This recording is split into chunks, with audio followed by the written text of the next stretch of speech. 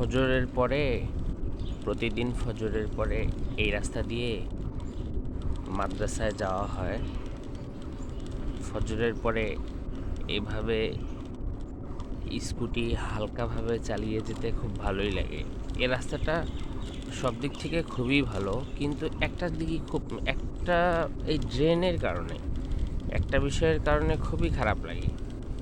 সেটা হচ্ছে ড্রেনটা এরকম একদম খোলা খোলা থাকবে কেন? আবার পৌরসভার মধ্যে পড়েছে। এটা ঢাকার তেমন কোনো উদ্যোগ গ্রহণ করা হয়নি। এই একটা বিষয়ই খুব খারাপ লাগে যে ড্রেন একদম উন্মুক্ত। বাকি যত বিষয় আছে ফজরের পরে এই যে মাদ্রাসায় যে যাওয়া হয়, আলহামদুলিল্লাহ প্রকৃতিটাও অনেক সুন্দর।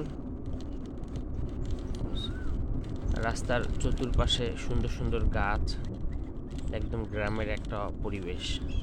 এই মধুর মোড় থেকে আমবাড়ি দিয়ে যে এই রাস্তাটা,